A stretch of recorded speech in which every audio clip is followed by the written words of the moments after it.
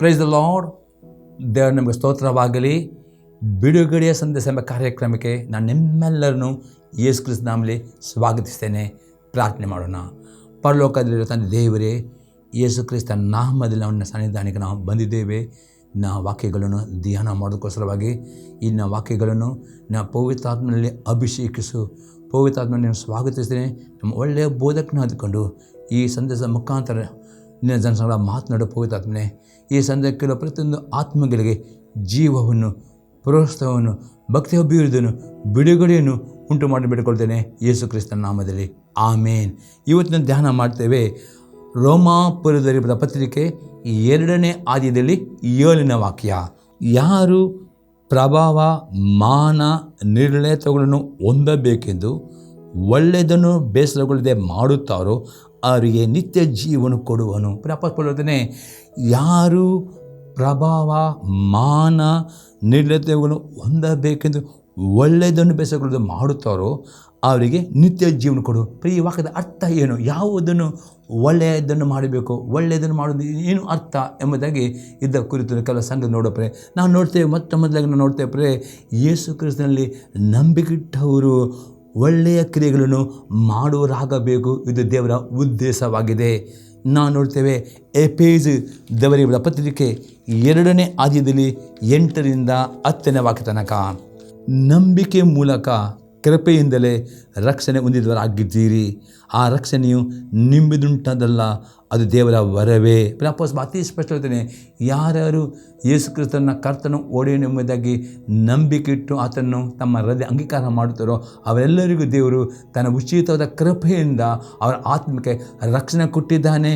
ಇದು ನಿಮ್ಮ ಸ್ವಪ್ರಯತ್ನ ಅಲ್ಲ, ಇದು ದೇವರು ಕೊಟ್ಟ ವರ ಎಂಬುದಾಗಿ ಅಪೊಸ್ತಲ ಪೌಲನಲ್ಲಿ ಹೇಳುತ್ತಾನೆ. ಪ್ರಿಯರೇ, ಮತ್ತು 9ನೇ ವಾಕ್ಯದಲ್ಲಿ, ಅದು ಪುಣ್ಯಕ್ರಿಯೆಗಳಿಂದ ಉಂಟಾದಲ್ಲ, ಅದನ್ನು ಹೊಗಳಿಕೊಳ್ಳದೆ ಯಾರಿಗೂ ಆಸ್ಪದ ಇಲ್ಲ. ಯಾರು ಪ್ರಿಯರೇ ನಿಮ್ಮ ಒಳ್ಳೆಯ ಕ್ರಿಯೆಗಳಿಂದ ಅಥವಾ ಪುಣ್ಯಕ್ರಿಯೆಗಳಿಂದ ನೀವು ರಕ್ಷಣೆ ಹೊಂದಲ್ಲ, ಅದನ್ನು ಯೇಸು ಕ್ರಿಸ್ತನು ನಿಮ್ಮ ಪಾಪಗಳಿಗೋಸ್ಕರವಾಗಿ 2025 ವರ್ಷದ ಮೊದಲು ಈ ಭೂಲಕ್ಕೆ ಬಂದಿದ್ದಾನೆ.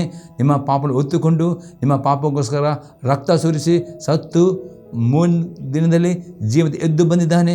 ಈಗ ಆತನು ಪರಲೋಕದಲ್ಲಿ ತಂದೆ ಬಳಿ ಕುಳಿತುಕೊಂಡಿದ್ದಾನೆಂಬ ಆ ಸತ್ಯ ಸುವಾರ್ತೆ ನಂಬಿಕೊಂಡು ನೀವು ಆತನ ನಿಮ್ಮಲ್ಲಿ ಅಂಗೀಕಾರ ಮಾಡುವುದಾದರೆ ಆ ನಿಮ್ಮ ನಂಬಿಕೆ ಮುಖಾಂತರ ಯೇಸು ಕ್ರಿಸ್ತನ ರಕ್ತವು ನಿಮ್ಮ ಎಲ್ಲ ಪಾಪವನ್ನು ತೊಳೆದು ನಿಮ್ಮನ್ನು ಶುದ್ಧೀಕರಿಸುತ್ತದೆ ಮತ್ತು ನಿಮಗೆ ನಿತ್ಯ ಜೀವ, ಈ ರಕ್ಷಣೆ, ನಿಮ್ಮ ಆತ್ಮವನ್ನು ನಿತ್ಯದ ಬೆಂಕಿಯಿಂದ ರಕ್ಷಿಸುವ ಆ ಒಂದು ಗಿಫ್ಟ್, ನಿತ್ಯ ಜೀವನ ಕೊಡಲ್ಪಟ್ಟಿದೆ. ಇದು ನಿಮ್ಮ ಒಳ್ಳೆಯ ಕ್ರಿಯೆ ಅಲ್ಲ, ಇದು ದೇವರ ವರ ಎಂಬುದು ಅಪೊಸ್ತಲ ಪೌಲನಲ್ಲಿ ಅತಿ ಸ್ಪಷ್ಟವಾಗಿದೆ. ಹಾಗಾದರೆ ನೀವು ಯಾರು ಯೇಸು ನಂಬಿಕೆ ಇಟ್ಟಿದ್ದೀರೋ ಈ TV ಕೇಳಿಕೊಂಡು ಯೇಸು ನಂಬಿಕೆ ಇಟ್ಟುಕೊಂಡು ಆತ ನಿಮ್ಮ ಕರ್ತವ್ಯ ಅಂಗೀಕಾರ ಮಾಡುವುದರೆ ನಿಮಗೆ ದೇವರು ನಿತ್ಯ ಜೀವನ ಕೊಟ್ಟಿದ್ದಾನೆ. ನಿಮಗೆ ರಕ್ಷಣೆ, ಅದು ದೇವರ ವರವಾಗಿದೆ. ಅದು ಯಾವ ಒಳ್ಳೆಯ ಕ್ರಿಯೆ ಅಲ್ಲ ಎಂಬುದು ವಾಪಸ್ ಕೊಡುತ್ತಾನೆ. ಅದು 10ನೇ ವಾಕ್ಯ ನೋಡ್ತೇವೆ, ನಾವು ಆತನ ನಿರ್ಮಾಣ ಸತ್ಕಾರ್ಯಗಳನ್ನು ಮಾಡುವುದಕ್ಕಾಗಿ ಕ್ರಿಸ್ತ ಯೇಸುವಿನಲ್ಲಿ ಸೃಷ್ಟಿಸಲ್ಪಟ್ಟು ಅಪೊಸ್ತಲರು ಈ ನಂಬಿಕೆಯಿಂದ ರಕ್ಷಣೆ ಹೊಂದಿದ ನಂತರ ಆ ರಕ್ಷಣೆಯಲ್ಲಿ ನೀವು ಅಭಿವೃದ್ಧಿ ಆಗಬೇಕು. ಬರೇ ಆ ನಂಬಿಕೆಗೆ ಕ್ರಿಯೆ ಬೇಕು. ಬರೇ ಕ್ರಿಯೆ ಇಲ್ಲದ ನಂಬಿಕೆ ಸಾಯ್ದು ನೀವು ನಂಬಿಕೆ ರಕ್ಷಣೆ ಹೊಂದಿದ್ದೀರಿ.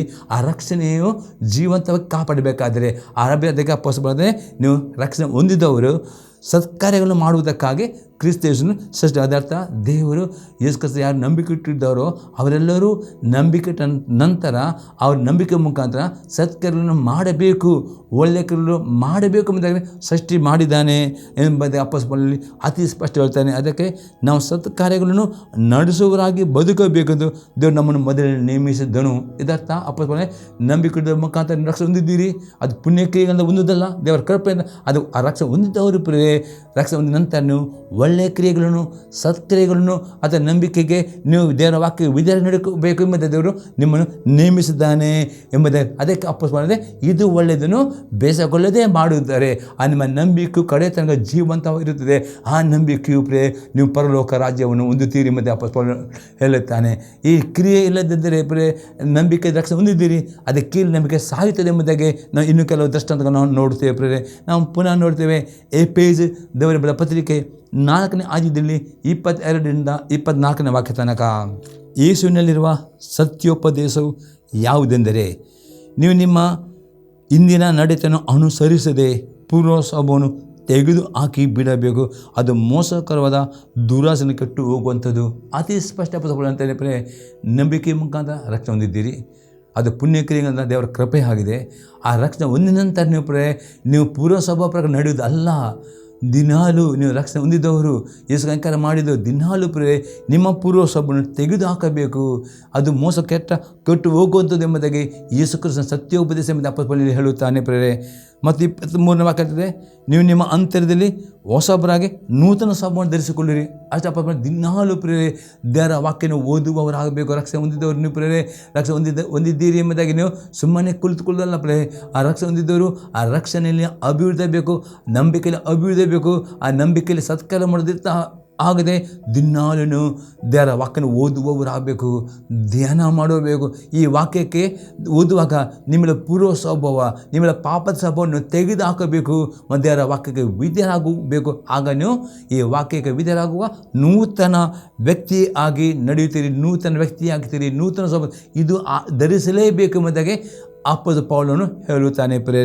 ಇದು ಆಗಿದೆ ಒಳ್ಳೆಯ ಕ್ರಿಯೆಗಳಾಗಿವೆ. ಒಳ್ಳೆಯದನ್ನು ಮಾಡುವುದು ಇದು ಬೇಸರಗೊಳ್ಳದೆ ದಿನಾಲು ವಾಕ್ಯ ಓದುವವರಾಗಬೇಕು. ವಾಕ್ಯ ಓದಿ ಆ ನಡೆಯುವ ಆಗುವಾಗ ನೀವು ನೂತನ ವ್ಯಕ್ತಿಗಳಿರ್ತೀರಿ.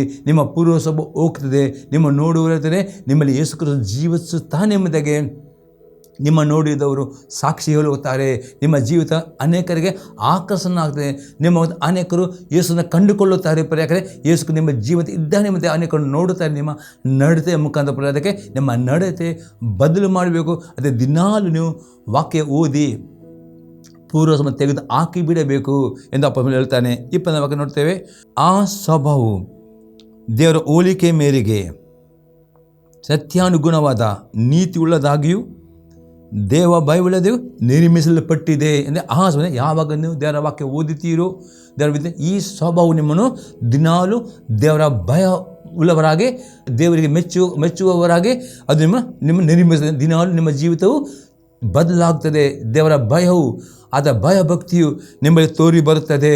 ನೀವು ನೀತಿವಂತರಾಗಿ ಪರಿಶುದ್ಧರಾಗಿ ಜೀವಿಸ್ತೀರಿ. ಈ ರೀತಿ ಪರಿಲಾಪನೆ ನೀವು ನಂಬಿಕೆಯ ಮುಖಾಂತರ ರಕ್ಷಣೆ ಹೊಂದಿದ್ದೀರಿ. ನಿಮ್ಮ ಪುಣ್ಯಕ್ರಿಯೆಗಳಿಂದಲ್ಲ, ಅದು ದೇವರ ವರ.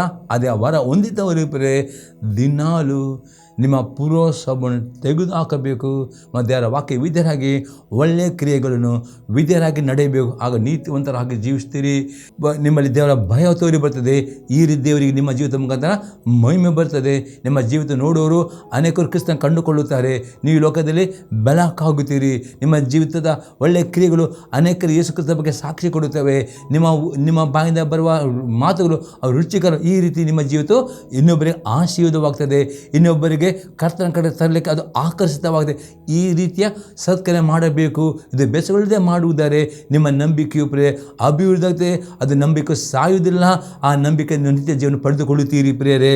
ಇನ್ನೊಂದು ಎಕ್ಸಾಂಪಲ್ ನಾವು ನೋಡುತ್ತೇವೆ. ತೀತನಿಗೆ ಬರೆದ ಪತ್ರಿಕೆ 2ನೇ ಅಧ್ಯಾಯದಲ್ಲಿ 11ರಿಂದ 13ನೇ ವಾಕ್ಯ ತನಕ. ಯಾಕೆಂದರೆ ಎಲ್ಲ ಮನುಷ್ಯರಿಗೆ ರಕ್ಷಣೆ ಉಂಟು ಮಾಡುವ ದೇವರ ಕೃಪೆಯು ಪ್ರತ್ಯಕ್ಷವಾಯಿತು. ನಾವು ಭಕ್ತಿಹೀನತೆಯನ್ನು ಲೋಕದ ಆಸೆಗಳನ್ನು ವಿಸರ್ಜಿಸಿ ಭಾಗ್ಯಕರವಾದ ನಿರೀಕ್ಷೆಯನ್ನು, ಅಂದರೆ ದೇವರ ಮತ್ತು ನಮ್ಮ ರಕ್ಷಕನಾದ ಯೇಸು ಕ್ರಿಸ್ತನ ಪ್ರಭಾವದ ಪ್ರತ್ಯಕ್ಷತೆಯನ್ನು ಎದುರು ನೋಡುತ್ತಾ ಈ ಲೋಕದಲ್ಲಿ ಸ್ವಚ್ಛಚಿತ್ತರಾಗಿಯೂ ನೀತಿವಂತರಾಗಿಯೂ ಭಕ್ತಿಯುಳ್ಳವರಾಗಿಯೂ ಬದುಕಬೇಕೆಂದು ಅದು ನಿಮಗೆ ಬೋಧಿಸುತ್ತದೆ. ಪೌಲನು ಪುನಃ ಹೇಳ್ತೇನೆ, ದೇವರ ಕೃಪೆಯು ಎಲ್ಲ ಮನುಷ್ಯ ಪ್ರತ್ಯಕ್ಷವಾಯಿತು.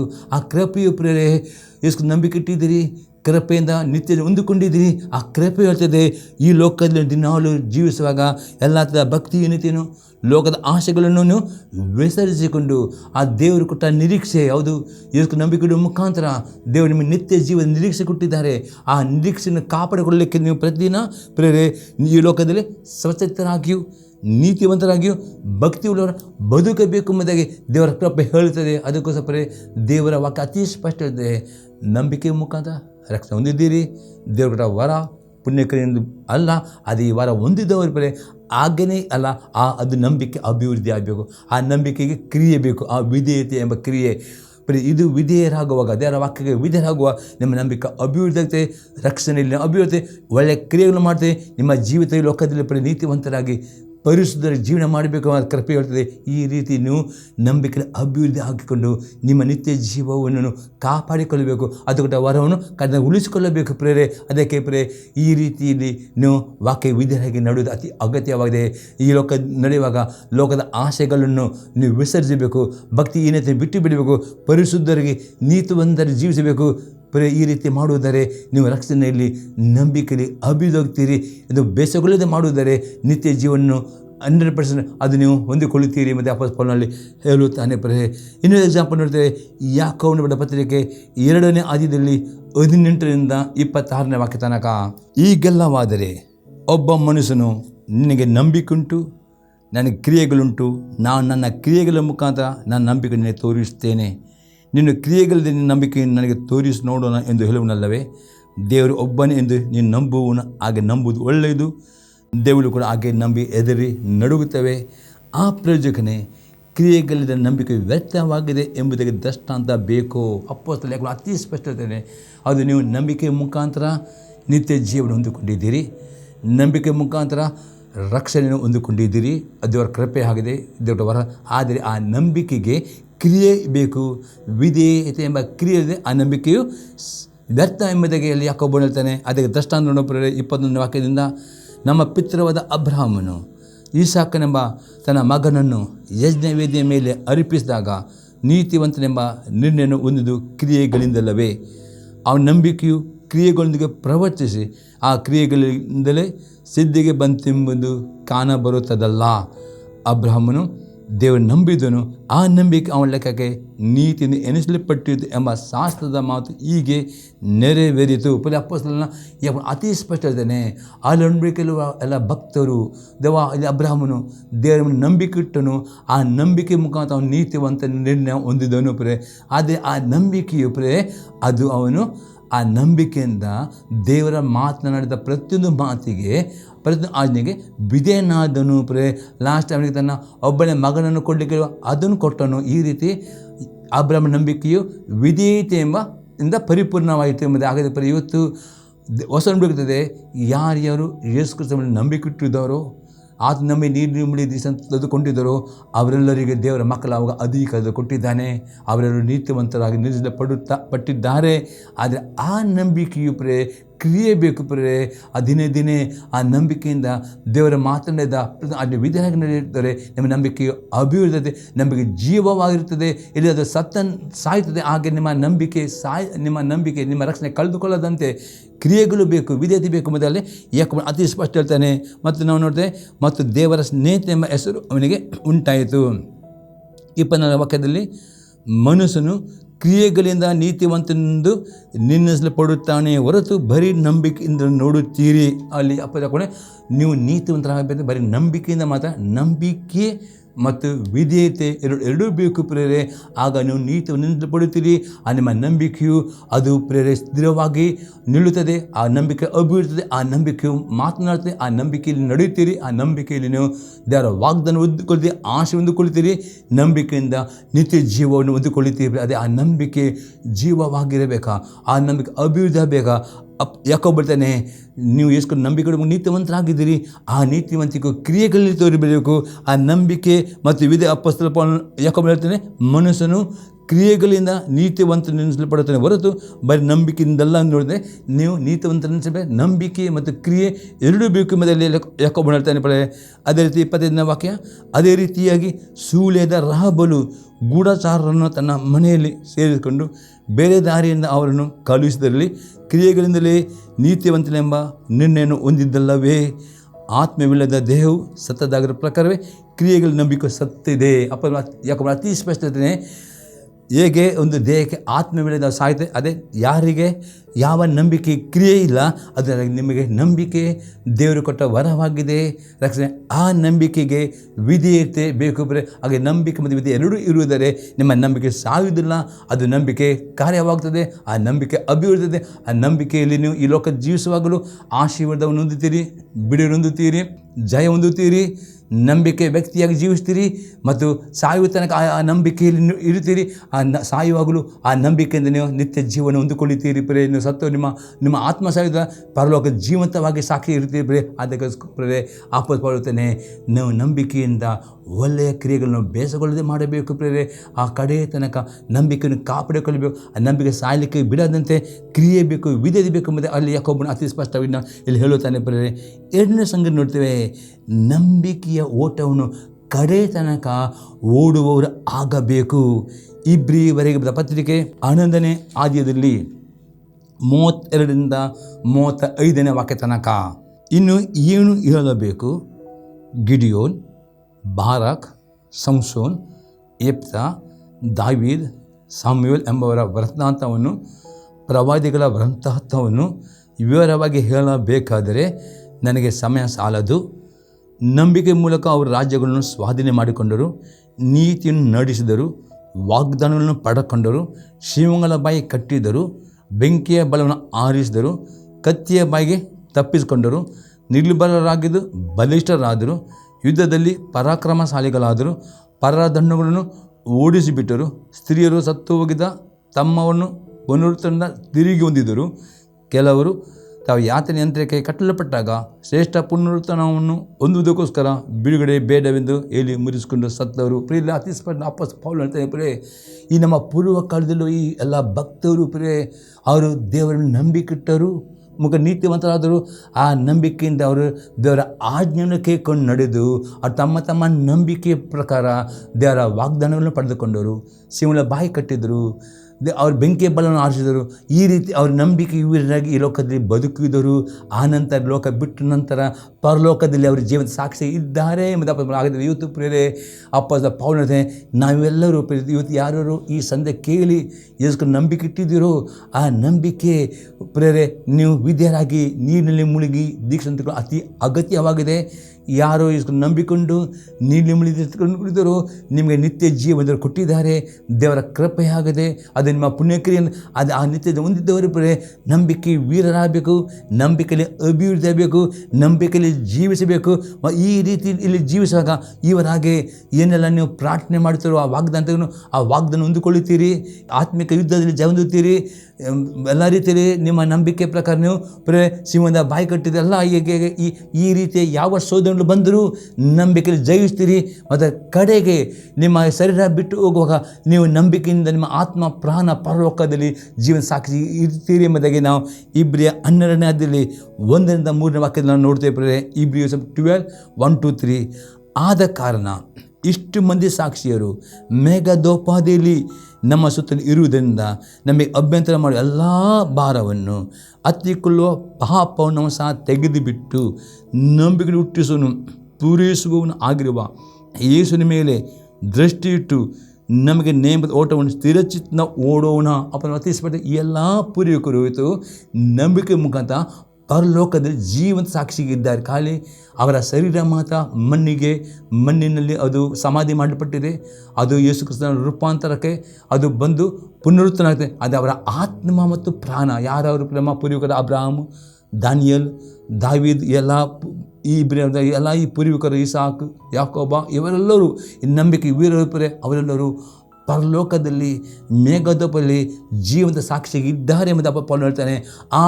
ಅಪೊಸ್ತಲ ಪೌಲನು ಇವರೆಲ್ಲರೂ ಪರಲೋಕದಲ್ಲಿದ್ದಾರೆ. ಅವರ ಖಾಲಿ ಶರೀರ ಮಾತ್ರ ಇಲ್ಲಿ ಮಣ್ಣಲ್ಲಿ ಸಮಾಧಿ ಮಾಡಲ್ಪಟ್ಟಿದೆ.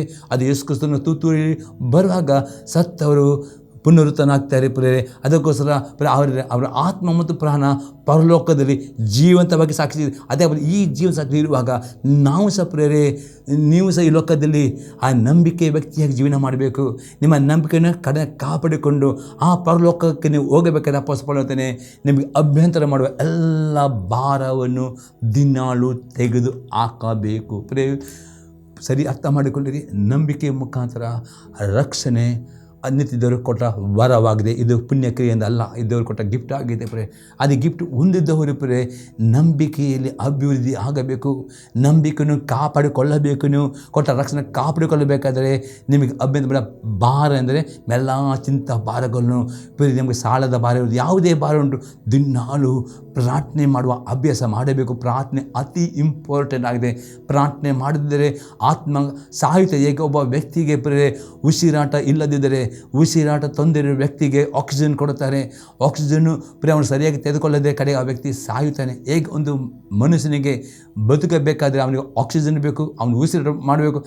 ಅದೇ ರೀತಿಯಲ್ಲಿ ನೀವು ರಕ್ಷಣೆ ಹೊಂದಿದವರು ನಿಮ್ಮ ಆತ್ಮದಲ್ಲಿ ಯೇಸು ಕ್ರಿಸ್ತನು ಪುನರ್ಜನ್ಮ ಕೊಟ್ಟಿದ್ದಾನೆ. ನೀವು ಆತ್ಮಿಕ ವ್ಯಕ್ತಿಯಾಗ್ತೀರಿ. ಈ ಆತ್ಮವು ಜೀವಂತ ಇರಬೇಕಾದ್ರೆ ಅದಕ್ಕೆ ಉಸಿರಾಟ ಪ್ರಾರ್ಥನೆ ಆಗಿದೆ. ಎಷ್ಟು ಸಾಧ್ಯ ಅಷ್ಟು ದಿನಾಲು ಪ್ರಾರ್ಥನೆ ಮಾಡಿ, ಎರಡು ಬಿದ್ದೆ ಪ್ರಾರ್ಥನೆ ಮಾಡಿ. ಪ್ರಾರ್ಥನೆ ನೀವು ಮಾಡುವುದಾದರೆ ಎಲ್ಲ ನಿಮ್ಮ ಚಿಂತೆ ಭಾರಗಳನ್ನು ದೇವರಿಗೆ ಒಪ್ಪಿಸಿಕೊಳ್ಳಲಿಕ್ಕೆ ಸಾಧ್ಯವಾಗ್ತದೆ. ಪ್ರಾರ್ಥನೆ ಮಾಡದಿದ್ದರೆ ನಿಮ್ಮ ಚಿಂತೆ ನಿಮಗೆ ನಂಬಿಕೆ ಅಭಿವೃದ್ಧಿ ಆಗಲಿ ಬಿಡದೆ ಅದು ಸತ್ತು ಹೋಗ್ತದೆ. ಅದಕ್ಕೆ ಅಭ್ಯಂತರ ಮಾಡಿ ಎಲ್ಲ ಭಾರವನ್ನು ನೀವು ತೆಗೆದುಹಾಕಬೇಕು. ಪ್ರಾರ್ಥನೆ ದೇವರು ಒಪ್ಪಿಸಿಕೊಳ್ಳಬೇಕು. ದೇವರೊಬ್ಬನೇ ಚಿಂತೆಗಳನ್ನು ಓರುವನು. ಅದಕ್ಕೆ ಯೇಸು ಕ್ರಿಸ್ತನು ಹೇಳ್ತಾನೆ ಪ್ರಿಯರೇ, ಅದಕ್ಕೆ ಪೇತ್ರನ ಬರೆದ ಪತ್ರಿಕೆ 1:5 ವಾಕ್ಯದಲ್ಲಿ ಈಗ ಹೇಳ್ತದೆ, ನಿಮ್ಮ ಚಿಂತಾ ಭಾರವೆಲ್ಲ ನನ್ನ ಮೇಲೆ ಹಾಕಿರಿ, ನಾನು ನಿಮಗೆ. ಇವತ್ತು ಯಾವ ಮನುಷ್ಯನಿಗೆ ತನ್ನ ಚಿಂತೆಯನ್ನು ಓಡಲಿಕ್ಕೆ ಆಗುವುದಿಲ್ಲ ಪ್ರಿಯರೇ. ಚಿಂತೆಯನ್ನು ಓರುವುದಾದ್ರೆ ನಿಮಗೆ ರೋಗಗಳು ಬರ್ತವೆ ಖಂಡಿತವಾಗಿ. ನಿಮಗೆ ಅದು ಓದಲಿಕ್ಕೆ ಆಗುವುದು. ಅದಕ್ಕೆ ದೇವರು ಹೇಳ್ತಾನೆ ಪೇತ್ರನ ಬರೆದ ಪತ್ರಿಕೆ 1 Peter 5:7 ನಿಮ್ಮ ಚಿಂತೆ ಭಾರವೆಲ್ಲ ನನ್ನ ಮೇಲೆ ಹಾಕಿರಿ, ನಾನು ನಿಮಗೆ. ಅದು ಅರ್ಥ ಪ್ರಾರ್ಥನೆ ಮಾಡಿಕೊಂಡು ನಿಮ್ಮ ಚಿಂತೆ ಭಾರ ರೂಪಿಸಿಕೊಡುವುದಾದರೆ ದೇವರು ನಿಮಗೆ ಚಿಂತಿಸ್ತಾನೆ. ಅಷ್ಟೇ ಇನ್ನದು ಹೇಳ್ತಾನೆ ಅಪೊಸ್ತಲನು, ಹತ್ತಿಕೊಳ್ಳುವ ಪಾಪವನ್ನು ತೆಗೆದು ಬಿಡಬೇಕು. ಆಗ ಮಾತ್ರ ನಂಬಿಕೆ ಓಟ ಓಡಿಕೊಂಡು ಕಡೆ ತನಕ, ಅಂದರೆ ನಿಮ್ಮ ಪ್ರಾಣ ಶರೀರ ಬಿಟ್ಟು ಪರಲೋಕ ಹೋಗುವ ತನಕ ಆ ಓಟ ಓಡಿ ಆ ಗುರಿ ಪರಲೋಕ ಹೋಗಿ ಸೇರಬೇಕು. ಅದಕ್ಕೆ ಆ ಗುರಿ ಇಟ್ಟುಕೊಂಡು ಓಟ ಓಡಬೇಕಾದ್ರೆ ನೋಡಿ ಯೇಸುವನ್ನು ನಂಬಿಕೆ ಇಡುವ ಮುಖಾಂತರ ನಂಬಿಕೆ ನಿಮಗೆ ಸಿಕ್ಕಿತು. ನಂಬಿಕೆ ಸಿಕ್ಕಿದಂತ ಆ ನಂಬಿಕೆ ಓಟ ಓಡಲಿಕ್ಕೆ ನೀವು ಪ್ರಾರಂಭ ಮಾಡಿದ್ದು. ಓಟ ನಿಲ್ಲಿಸದೆ ಕಡೆ ತನಕ ಈ ಲೋಕದ ಪ್ರಯಾಣ ಮುಗಿದು ಪರಲೋಕಕ್ಕೆ ಹೋಗುವ ಮುಟ್ಟುವ ತನಕ ನಿಮ್ಮ ಓಟ ಓಡೋದಕ್ಕೆ ಹತ್ತಿಕೊಳ್ಳುವ ಪಾಪವನ್ನು ದಿನಾಲು ತೆಗೆದು ಹಾಕಬೇಕು. ಅದಕ್ಕೆ ದಿನಾಲು ದೇವರ ವಾಕ್ಯನ ಓದುವವರಾಗಬೇಕು, ಧ್ಯಾನ ಮಾಡುವರಬೇಕು. ಈ ನೀವು ಕೇಳಿಕೊಂಡು ಅರ್ಥ ಮಾಡಿಕೊಂಡು ವಿಧೇಯರಾಗಿಕೊಂಡು ಎಷ್ಟು ವಾಕ್ಯನ ಓದುತ್ತೀರೋ, ಎಷ್ಟು ವಾಕ್ಯ ಧ್ಯಾನ ಮಾಡುತ್ತೀರೋ, ಎಷ್ಟು ವಾಕ್ಯ ಅದು ನಿಮ್ಮ ನಂಬಿಕೆಗೆ ಅಭಿವೃದ್ಧಿಗೆ ಅಡ್ಡಿ ಮಾಡುವಂತಹ ಆ ಪಾಪಗಳು ನಿಮಗೆ ವಾಕ್ಯ ಓದುವಾಗ, ವಾಕ್ಯ ಕೇಳುವಾಗ, ವಾಕ್ಯದನ್ನು ತೋರಿಸಿಕೊಡುತ್ತೆ. ಆಗ ಆ ಪಾಪವನ್ನು ತೆಗೆದು ಬಿಡಬೇಕು. ಈಗ ಒಂದು ಗಿಡವನ್ನು ಅಥವಾ ಒಂದು ಮರ, ನಿಮಗೆ ಒಳ್ಳೆಯ ಫಲ ಕೊಡುವಂಥ ಒಂದು ಮರ ನೀವು ಒಂದು ಸಸಿ ನೆಡುವುದಾದರೆ, ಅದು ಸಸಿ ನೆಟ್ಟು ಒಳ್ಳೆ ನಿಮಗೆ ಫಲ ಕೊಡಬೇಕಾದರೆ ಅದಕ್ಕೆ ರೋಗಗಳು ಬಂದರೆ ದಿನಾಲು ಅದನ್ನು ಪರೀಕ್ಷಿಸ್ತೀರಿ. ಅದೇ ರೋಗಗಳು ಬಂದ ತೆಗೆಯುತ್ತೆ. ಆ ರೀತಿ ನಿಮ್ಮ ನಂಬಿಕೆ ಜೀವಿತಕ್ಕೆ ಪಾಪಗಳು ಅಂಟಿಕೊಂಡರೆ ಅದು ನಂಬಿಕೆಗೆ ರೋಗ ಬರ್ತದೆ. ನಂಬಿಕೆ ಅದು ಅಭಿವೃದ್ಧಿಗೆ ದಿನಾಲು ವಾಕ್ಯನ ಓದಿ, ವಾಕ್ಯನ ಧ್ಯಾನ ಮಾಡಿ ಆ ಪಾಪವನ್ನು ದಿನಾಲು ತೆಗೆದು ಹಾಕುವುದಾದರೆ ಮಾತ್ರವೇ ನಂಬಿಕೆ ಓಟ ಓಡುತ್ತೀರಿ. ಓಡಿ ಕಡೆ ತನಕ ಅದು ನಿಲ್ಲಿಸದೆ ಓಟ ಓಡಿ ಈ ಶರೀರದ ಪ್ರಯಾಣ ಮುಗಿದ ನಂತರ ಈ ಓಟ ಗುರಿ ಪರಲೋಕಕ್ಕೆ ಮುಟ್ಟುತ್ತೀರಿ. ಅದಕ್ಕೋಸ್ಕರ ಯೇಸು ಕ್ರಿಸ್ತನು ತನ್ನ ಕೃಪೆಯಿಂದ ನಿತ್ಯನ ಕೊಟ್ಟಿದ್ದಾನೆ. ಕಾಪಾಡಿಕೊಳ್ಳುವುದು ಆ ಗುರಿ ಮುಟ್ಟಬೇಕಾದರೆ ಅಪೊಸ್ತಲ ಪೌಲನು ಅತಿ ಸ್ಪರ್ಧೆ ನಮ್ಮೆಲ್ಲ ಪೂರ್ವಿಕರು ಅವರು ದೇವರ ನಂಬಿಕೆಟ್ಟ ಮುಖಾಂತರ ನೀತಿವಂತರಾದ. ಅದು ಇವತ್ತು ನಾವು ಯೇಸು ನಂಬಿಕೆಟ್ಟ ಮುಖಾಂತರ ಅದರ ರಕ್ತದ ಮುಖಾಂತರ ನಾವು ನೀತಿವಂತರಾಗಿದ್ದೇವೆ. ಆದರೆ ಅದನ್ನು ಅಭಿವೃದ್ಧಿಪಡಿಸುವುದು, ಓಟ ಓಡುವುದು ನಿಮಗೆ ಕೊಟ್ಟ ಜವಾಬ್ದಾರಿ. ಅದಕ್ಕೆ ಚಿಂತೆ ಮಾಡಬಾರದು. ದಿನಾಲು ಪ್ರಾರ್ಥನೆ ಮಾಡೋದು ಅಗತ್ಯ. ಪ್ರತಿ ಆದಿತ್ಯ ತಪ್ಪದೆ ಸಭೆಗೆ ಬರಬೇಕು. ಆದಿತ್ಯ ಸಭೆ ಎಂದಿಗೂ ಮಿಸ್ ಮಾಡಬೇಡಿ ಪ್ರೇರೆ. ವ್ಯಕ್ತಿಗೂ ಪ್ರಾರ್ಥನೆ ಮಾಡೋದು ಮಿಸ್ ಮಾಡಬೇಡಿ.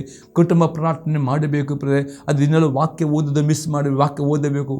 ವಾಕ್ಯ ಓದಲಿಕ್ಕೆ ಬರೋದಿಲ್ಲ, ಆಡಿಯೋ ಬೈಬಲ್ ಕೇಳಿ, ಟಿ ವಿಯಲ್ಲಿ ಕೇಳಿ ಓದಿ ಆ ವಾಕ್ಯ ವಿಧಾನಕ್ಕೆ ನಿಮ್ಮ ಪೂರ್ವಸಭನ್ನು ಅಥವಾ ತೆಗೆದುಬಿಟ್ಟರೆ ಮಾತ್ರವೇ ನಿಮ್ಮ ನಂಬಿಕೆ ಅಭಿವೃದ್ಧತೆ ಓಟ ಓಡುತ್ತೀರಿ. ಮತ್ತು ಎಂದಿಗೂ ಮನಸ್ಸಲ್ಲಿ ಕುಂದಿ ಹೋಗಬಾರದು, ಬೇಸರಗೊಳ್ಳದಂತೆ ಎಷ್ಟು ವಾಕ್ಯದಾನ ಅಷ್ಟು ನಿಮ್ಮ ಮನಸ್ಸು ನಂಬಿಕೆಯಲ್ಲಿ ಬಲಗೊಳ್ಳುತ್ತದೆ.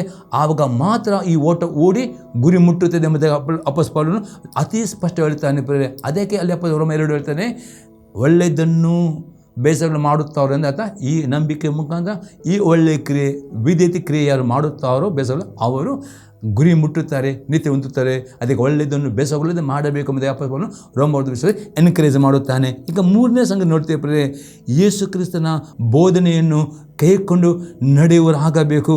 ಯೋಹಾನನ ಸುವಾರ್ತೆ 8ನೇ ಅಧ್ಯಾಯದಲ್ಲಿ 51ನೇ ವಾಕ್ಯ, ನಿಮಗೆ ನಿಜ ನಿಜ ಹೇಳುತ್ತೇನೆ, ಯಾವನಾದರೂ ನನ್ನ ವಾಕ್ಯವನ್ನು ಕೈಕೊಂಡು ನಡೆದರೆ ಅವನೆಂದಿಗೂ ಸಾವನ್ನು ಕಾಣುವುದಿಲ್ಲ ಅಂದನು.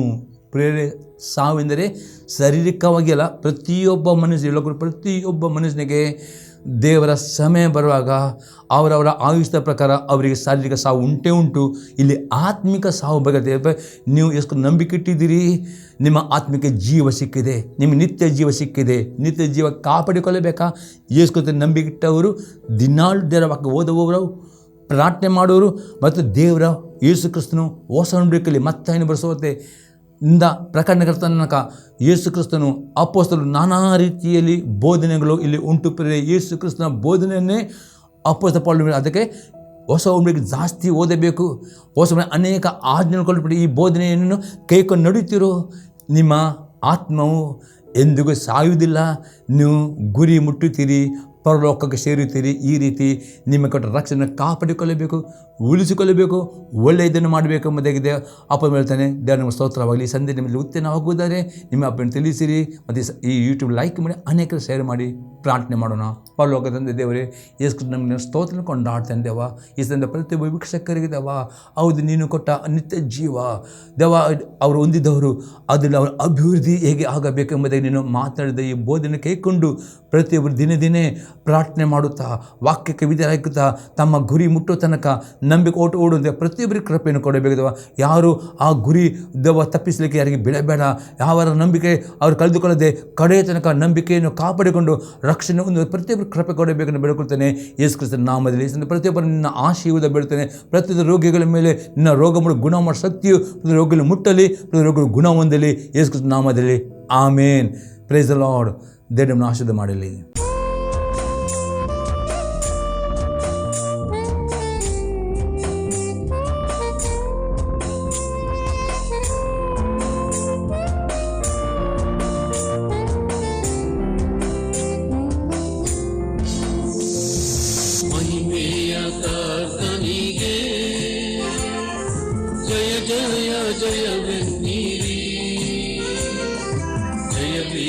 ದೇವನಿಗೆ